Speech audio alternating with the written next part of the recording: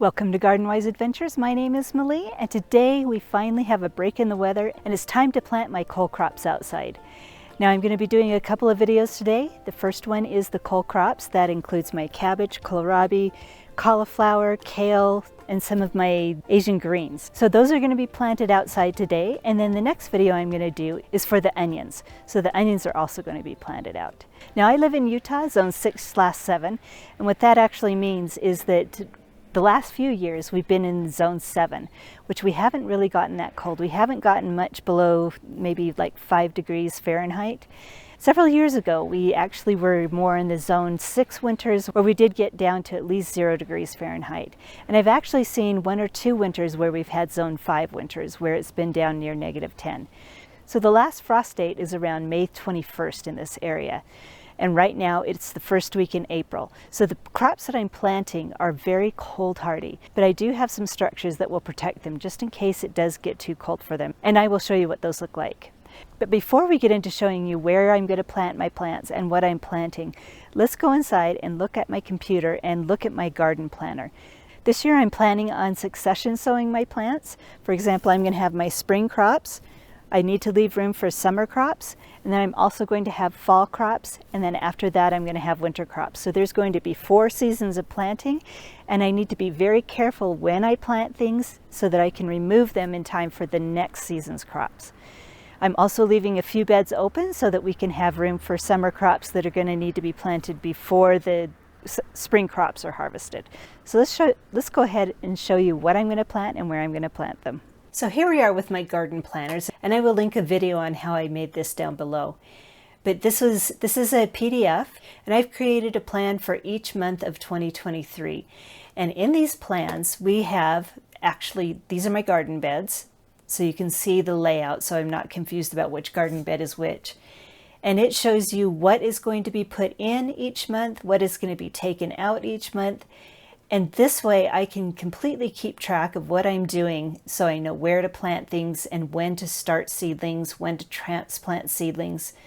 You know, it's just been extremely helpful. So this was March. Let's look at April. So in April, I think I'm going to be putting spinach and collards and red cabbage in this second bed. We've got peas, beets, carrots, and I haven't planted it, and I think I forgot about radish. I don't know if I'm going to have room for radish. We'll see about that. And then down at this bed, we're going to be planting kale, chard, chujimizai, possibly some leeks. I think those are going to be later. Carrots will be later. Pink celery will be later, but they'll still be in April. We're going to plant cabbage and kohlrabi and cauliflower in these in April. Now I was thinking about doing those in March, but the weather just wasn't conducive to that, so they've been moved to April. So I needed to open the June tab so I could see where we were going to have our summer crops. We're going to have cucumbers in this bed. Now I can actually even leave these, I've misspelled collards, but I can actually even leave these in this bed until July. Cucumbers are a very quick crop here. I don't need to start them actually until July. And I usually grow cucumbers for pickling. I don't eat very many of them, so we can, So this may end up being in July, we don't know. We'll see how that works. But the peppers will need to go in June, so I'll need to leave this bed open. We're going to be planting the onions in this bed. We already have garlic, cauliflower. So this shows me what I need to leave open and where I'm going to be planting each crop. So let's head back out to the garden now that we know what we're going to plant and where, and I'll show you what we're going to do. Now once again, we're here in the bed with the peas. And I have some beet seedlings that I started. These are multi-sown beets just to give them a head start. And then we have several different types of carrots we're going to plant. I have such poor success with carrots, but we're just going to keep trying until I make it because I love carrots. And then we're going to have some more beet seeds so that we can have an extended harvest. So all of that is going to go into this bed. Now the pea seeds end right about here, so I have half the bed for my beets and my carrots. Now this is my little hoop house that used to be a double hoop house, but I took the outside part off and moved it down to another bed. And now we're just going to have single layer hoop houses. There's no need for the double layer right now. I'm leaving my winter sown carrots, and I'm hoping that they're just going to get a little bit larger. They're really, really tiny right now, even though they've grown all winter. Then I'm going to put some collard greens. these might actually be kohlrabi right here. They got separated from whatever group was labeled. But these right here are definitely collards. It's the first time that I'm going to be planting collards. I'm interested to see what they turn out like. We've got 3 red cabbage that are going to go in here. And then the rest is going to be my spinach. Now it'll be interesting to see how the spinach does. It's been growing in pots for quite a while, and I had several of them bolt already inside because it was too warm. So with the cooler weather out here, I'm going to see if this stops these from bolting and if they size up. So these last 2 beds are where we moved our outer hoop houses. And this bed down here is where I've been hardening off all of my seedlings. I put the hoop house up, and during the day I would open the plastic and the night I would close it. And as you can see, they really did well. We got down into the lower 20s with heavy storms. The plastic protected them from the winds. Didn't keep the cold out as much as you would think. You know, I'm sure it got down into the 20s in here, but these are all extremely hardy and they hardened off really well. So the back row right here is kohlrabi. The middle row is cabbage. And then we've got some tatsoi in the front. And this is where I'm going to put my cauliflower. We'll see how well it does. The year before, we had some really good cauliflower. Last year, it didn't do so hot. So we'll see if it does better this year. Now we've got 4 different varieties. This is a purple cabbage. This one's a white. Right here's the yellow cabbage. I think this one is cheddar. And then we've got a green one. Now we're also going to keep trying the celtis. This is an Asian green. It's a celtis. It's like lettuce, but you grow it for the stalk. Last year I grew it and it was exceptionally bitter, but I think it's because it got so warm by the time it was ready. So I've been growing it in pots, and we'll plant them in and see if we can get them mature and see if they're not as bitter as they were last year. So now we're down near my apple trees, and this is one of my beds in the lower garden. Now this is where we're going to plant my kale. We've got some chard, and we've got some chijimisai. So it does get shade till about 1 p.m. and these are crops that are going to be able to tolerate that really well.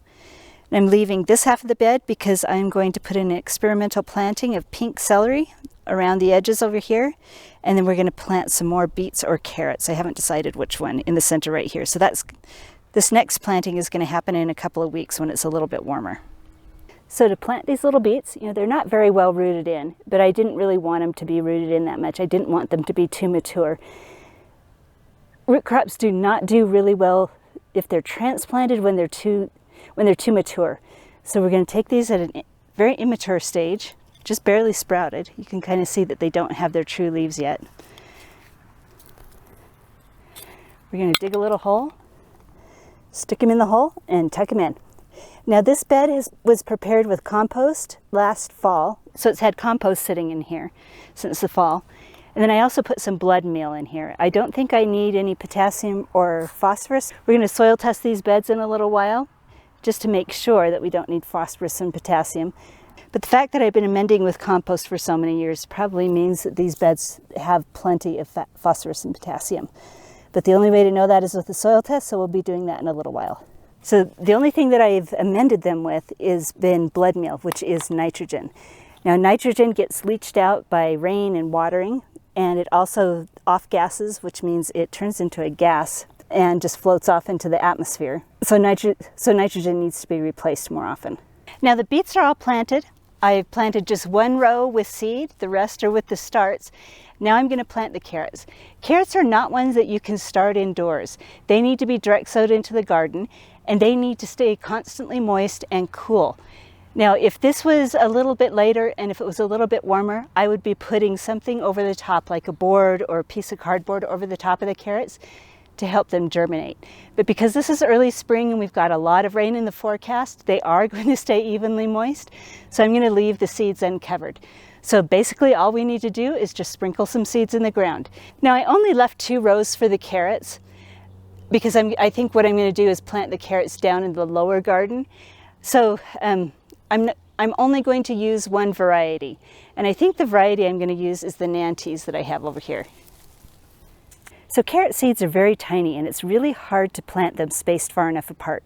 So once they sprout, I'm going to need to go through and thin them really well. So I'm going to try to sow them as thinly as possible so that I have to thin less later.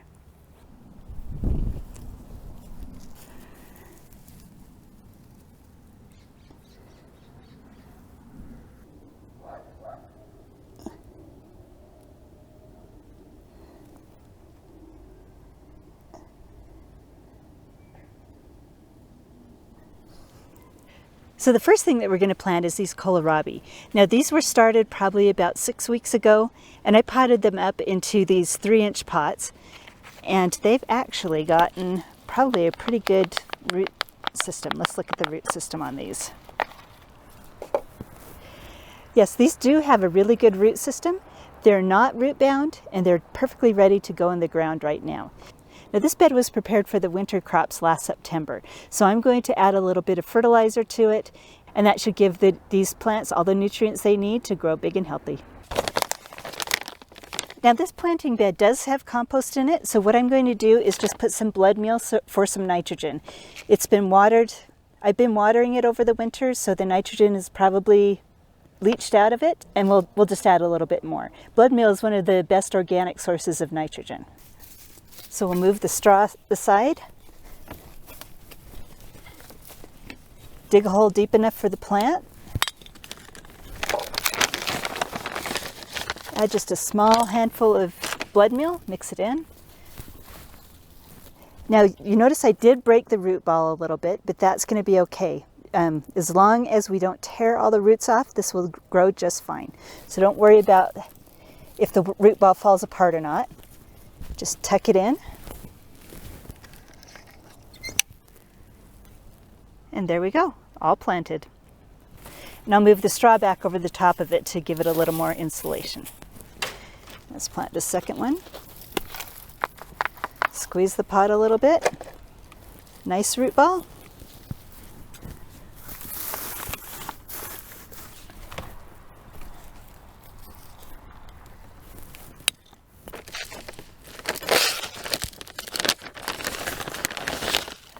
Add a little bit of blood meal, and then plant the plant.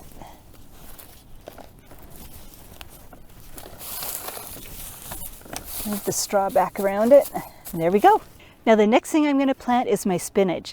Now this spinach did have some issues while growing inside. I started it a little bit too early, and I actually was growing that to harvest indoors, but it grew really slowly and then it started to bolt. So I had to get rid of several of these because they bolted indoors.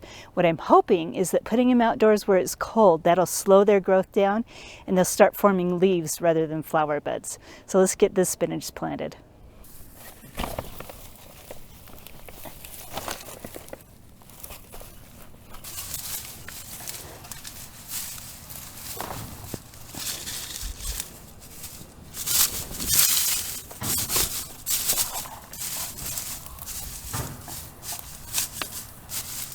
So the spinach, the collards, and the red cabbage are all planted. Got a couple of kohlrabi there too. Hopefully these will do well. I'm going to water them in a little bit and then close the plastic so that they get a little bit more warmth and protection from some of the winds that are going to come through with a couple of storms that should happen tomorrow. The next thing we're going to plant is the cauliflower, and that's going to be planted the exact same way. So you just dig the hole, pull it out, put it in the hole. Now I'm not going to worry as much about fertilizer in this bed because I already fertilized it earlier this spring.